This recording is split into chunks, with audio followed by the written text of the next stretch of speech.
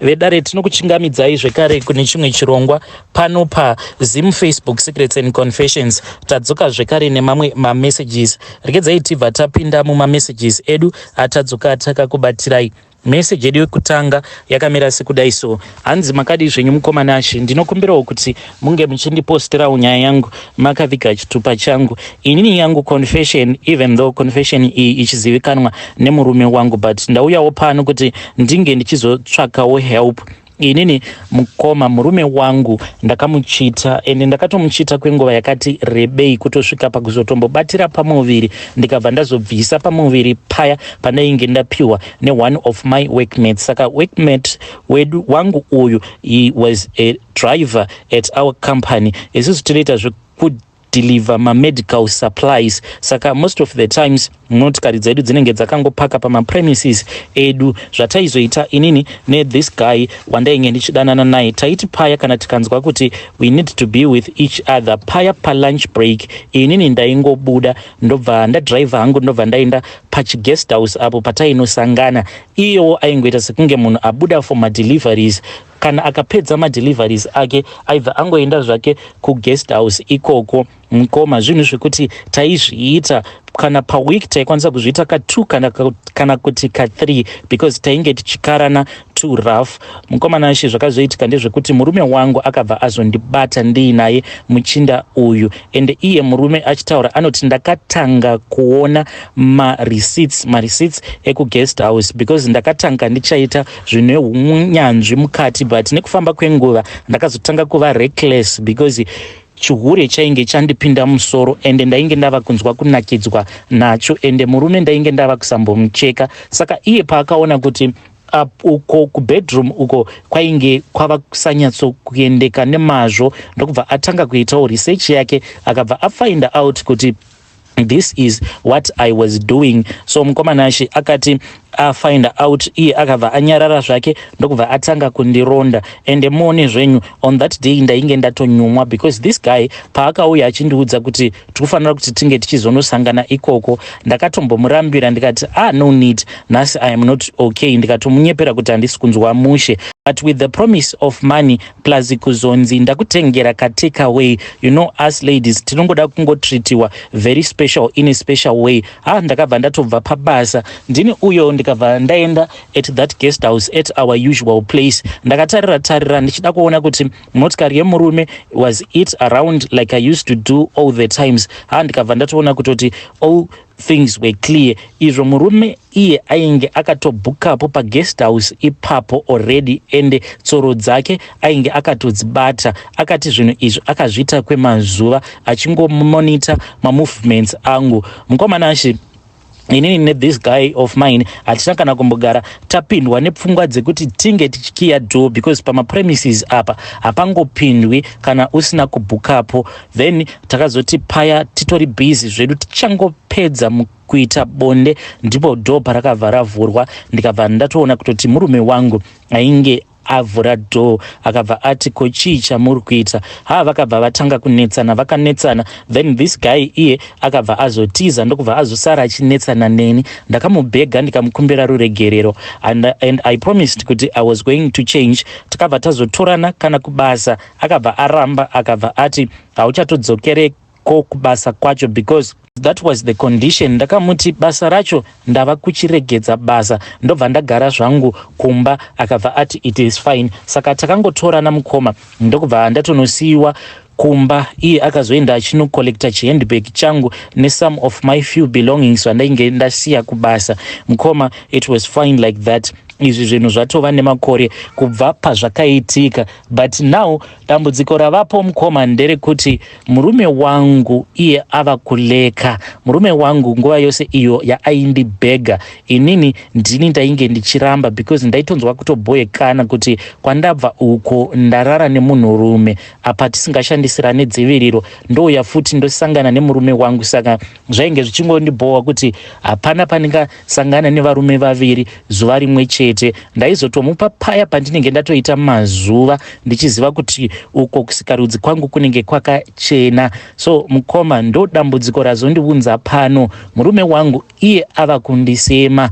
Iye ainge akanditi anondida, anoda kuti tinge tichizongorera vana vedu tiri panzvimbo imwe chete. Ndokusaka akandiregerera akabva ati hama dzake haadziudzi as long as I was going to reform. Ndakarifoma mukomanashi zvekuti zvose izvo zvekuti I want to be a career woman ndakabva ndangozvikanda down the drain. I am now a stay at home mom, totally dependent on my husband. Financially aiwa mukomanashi ndinoitirwa zvose zvandinoda and he treats me well financially, but dambudziko randinaro nderekuti haachakwanise kundibata. Anoti kana akandibata so sometimes anobva atobvisa ruoko rwake pamuviri pangu, and this is breaking me apart each and every time. Nguva iya yekuti kana takarara tose anoavoida by all means kuti ange achitarisana neni mumaziso, and anoprefer kuti tirare tose takadzima malights. Haachadi kufesana neni, and at all costs anoavoida kuti tirare tose masikati, kunyangwe even if it is a weekend. Paya ndikambovadana ndikati uyai kubedroom, vanotoavoida kuita zvandinenge ndichida kuti tinge tichiita. I feel rejected mukoma, and that is the most painful thing. Ndakatombovati kana kuri kunzi zvandakakuitai zvinokurwadzai, why don't we go our separate ways, because you are damaging me emotionally. Handichazivi kuti ndofila sei, because dzimwe nguva kana ndikazamawo kuti ndige ndichivafadza panguva iya yekuti tinenge takarara tose, sometimes vanobva vatoburuka zvavo pamusoro pangu vobva vati I have had enough for today. Kuti ndivabvunze kuti problem chii, kasi zvandakakuitirai ndo problem here? Havadi kundipindura, vanongoti no, all is well. I feel as if he is now abusing me emotionally. Vedare ndoita sei? I am someone that has a very good education. It won't even take me a minute to get a new job and move out, but I am staying with him for the sake of what he promised me. But manje iye kana akandipromisa kuti everything that we did is in the past, ndakakanganisa zvinowanika muvanhu. So why is it that he is emotionally abusing me? Vedare ndibatsireiwo, ndatambudzika vanhu vaMwari. I do not have any peace at all. Financially I have all the freedom that I want to do what I want, but murume I can see kuti he is rejecting me, and hakuna chinhu chinorwadza sekuti urere nemurume wako unotonzwa kutoti zvinhu hazvisina kumira zvakanaka, sikarudzi yake haisisina kana simba zvachose. It pains me a lot. Ndibatsireiwo muri yeZimbabwe. Hey, vedari ndo message iyo yandakatumidzirwa ichibva kuna vahanzvadzi vedu. Hey, what a sad story, what a sad story. Hanzi murume wangu ndo zvava kundiita izvi. Anoti akandibata anoita sekunge pane zvaanenge arangarira, then anobva abvisa ruoko rwake pandiri obva atondifuratira kana kutorara. Hey, pakaipa tingaiti emotional abuse kana kuti toti mukoma ava ivo havana kukwanisa kuhila mushure mekunge vachitiwa navanzvadzi vedu ava. Let us help here in the comment section. Regedzai tibva taenda panyedu inotevera. Nyedu inotevera yakamira sekudai so. Hanzi makadi zvenyu mukomanashi, ndinokumbirawo kuti munge muchindiposterawo nyaya yangu makaviga chitupa changu. Inini ndauyawo padare renyu kuti munge muchindibatsirawo. Inini dambudziko rangu randinaro mukoma nderekuti ndinofanira kuti ndinge ndichiita n'anga ndisati ndaroorwa, but inini manje handisi kuda. Saka recently pandakabva kumusha uko ndakabva ndaudzwa nevehukama kuti izvi zvechivanhu hongu tinokwanisa kutevedzera chiKristu, but zvechivanhu ndezvechivanhu. Vakabva vandiudza ivo vachiti ikoko handiti kwauri kushanda uri munhu wekuti unongogara uchingoona kuti madhoo ako anogara achingovhurika. Ende zveshuwa mukoma, kubva zvandakauyawo muno muSouth Africa handingati ndakamboshanda basa risina mari. First of all ndakatanga ndichashanda pane kamwe karestaurant mukoma. Pakarestaurant kainge kari karestaurant kainge kari parank ndichishandira umwe muIndia. Ndakangoshandapo for less than 1 week ndokubva patosvika umwe murume wechiGreek. Murume uyu ainge aine supermarket yake yeOK. Akabva angondibvunza zita rangu ndokubva ati ndinokumbirawo namba dzako. Apa ainge atongouya kuzongosiya maorders pakarestaurant kedu. Ndakazototi ndatomupa mafone numbers angu kamuIndia kaya kakabva kasara kava kundinetsa kachiti delete mafone numbers iwawo. Ndakabva ndazofonera murume uya akabva azoti iye ainge achida kundi offer a job. Ndichibva ipapo ndokubva ndatotanga kutoshanda muOK Foods ende ndainge ndichitoshanda as a supervisor. From there on ndokubva azondiconnecta with this other friend of his ane restaurants Ocean Basket. Ndiko kwandakabva ndazotanga kushanda ndikabva ndatokurudzirwa kuti ndinge ndichiita tumacourse twangu. Right now I am working as a manager pane imwe Ocean Basket kuno kuprovince kwatiri. Saka my life, when I look at my life, kubva zvandakauya kuno kuSouth Africa, zvose izvi mukomanashe zvakaitika ndisina kana mapepa andainge ndimbori nawo kuzonosvika murungu wangu achimira neni kuti ndinge ndichizowanawo mapepa. So pandakadzokera kumba ndichingonorakidzawo hama neshamwari motikari yandakabvawo mukutenga, ndipo pandakabva ndazogadzikwa pasi nagogo nasekuru. Vakabva vati muzukuru ndo nyaya iyi iripo. Zita iro randakatumidzwa ivo vatete ava vainge vari n'anga. Saka vatete ava inini handina kana kumbogara ndakavaona. Ndakazosara kuzozvarwa tete ava vainge vakazoshaika kudhara. Saka mukoma ndiyo nyaya iyo yandinayo. Hanzi inini ndinofanira kuita n'anga ndisati ndaroorwa, ende kana ndikaramba kuita n'anga zvinhu zvangu zvichazondiomera pamberi apo. Hanzi zvinhu zvangu zvichandiomera zvekuti hanzi vanhu vari kutoona ndazotogara mustreet. When it come to my relationship mukoma, ndava nevarume vakawanda vandakatombozama kuti ndinge ndichidanana navo, and all of these men dai zvichinzi zvakaitika pamurume umwe chete ndaiti zvimwe kuda ndiye ainge aine dambudziko. Varume vose vandinodanana navo zvavanoita ndezvekuti nguva iya yekuti munhu anenge ava kuda kurara newe, sikarudzi yake inobva yatoshaya simba mukoma, kutoshaya simba zvekuti kunyangwe mukati munoda kumanikidza kuita bonde racho hapana zvamungaita because inenge isina kana simba.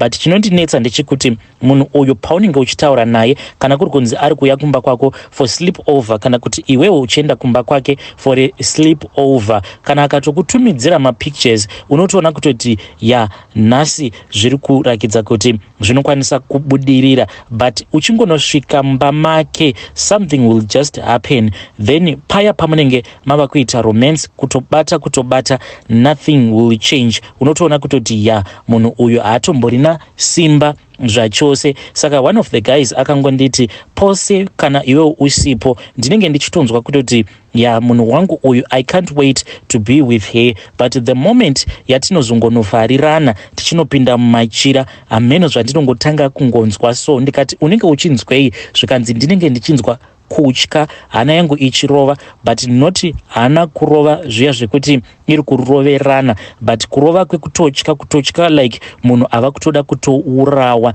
Saka iye akati because of that nervousness, sikarudzi yemunhurume hapana painga functiona properly iye munhu ari nervous. Takambozama zvose mukomanashe kutoenda kune mashopu aya anotengesa zvinhu zviya zvepabonde, kutotenga tichatenga zvimwe zvimapambu. So but takapamba tichapamba, uchitoona kuti apa hapana kana chiri kumboshanda. Dai ndakasangana nazvo on that guy only, ndingadai ndichiti zvimwe kuda. Munhu wandakangorarawo naye pandingatoti ndakatoonawo change this was pandainge ndichiri kuchikoro, ndichiri O level. Mukomana wangu uyo wandakatanga kusangana naye ndiye akangokwanisawo kungorara neni, sikarudzi yake iine simba. This only happened once. The next time patakazama mukomanashi, kana inini ndakatopedzera ndamutuka because akangoita zvekundikwevera padivi tichibva kuchikoro ndokubva tatanga kuita musikanzwa, zvikabva zvatoramba totally. From there on ndakabva ndaramwa ndokubva ndazouya kuno kuSouth Africa, and I am still very young mukoma. Ndiri musikana ane makore 23 years ekuberekwa, asi ndo zvandinosangana nazvo izvi mukomanashi mulife mangu. Ndinokumbirawo kuti munge muchindibatsirawo. Handina kuuya pano kuzotsvaka any man that wants to date me, asi ndangoyawo pano kuti ndinge ndichibatsirwawo nevedare renyu. Ndodii? Because ndakanzi ndinofanira kuita ng'anga ndisati ndaroorwa, asi inini manje handisi kuda kuita ng'anga. Please ndibatsireiwo. Hanzi handingarambi vatete vangu, nekuti pose pandinenge ndiri vatete vangu ava vanenge vaineni. Hey, vedare ndo message iyo yandakatumidzirwa ichibva kune mwanasikana uyo. Ndakamubvunza kuti wakambozamawo here kuendawo kumachechi uchinamatirwa, wakambozamawo here just to go around. Akabva ati, mukomanashi, it is so easy kuti munhu uti enda unonamatirwa. I have tried everything mukoma, ndasvika pakuita give up, kutotsanya chaiko. Ndakatombozama kutsanya ndichida kubvisa mweya wacho iwoyo wavatete, but there was one thing that happened. Umwe musi pandakanamata ndichiti mweya wese wemadzinza ndikuda kuudzinga mubhodhi yangu, ndakabva ndakolapsa mukoma when I was driving. And at that time when I was driving, I was in the freeway, mota yaitomhanya zvekuma 110 kilometers per hour. Ndokubva ndakolapsa, but I do not know how I was saved, because motikari ndakazongoiona yakapaka safely by the side of the road. Vanhu vaingondidarika vachifungidzira kuti zvimwe kuda everything is right, but I was fainting like that. Ndipo pakazodarika chimwe chivan chemapurisa. As they were looking at the car, vachingoona kuti motikari, the engine was still running, the music was playing, yet ndakangorara zvangu pasteering wheel. Ndokubva vazotanga kunoka vachinoka mukoma. They were just there in time because it was very hot in the car. I could have suffocated. Saka, it confuses me a lot, this what happens to me. I am still very young, and the success that I have managed to get muno South Africa, it is just unheard of. Pedare ndo imwe message iyo yandakatumidzirwa ichibva kune mwanasikana uyo. Zvakangoma hazvo veduwe. Hanzi at 23 ndatova a restaurant manager.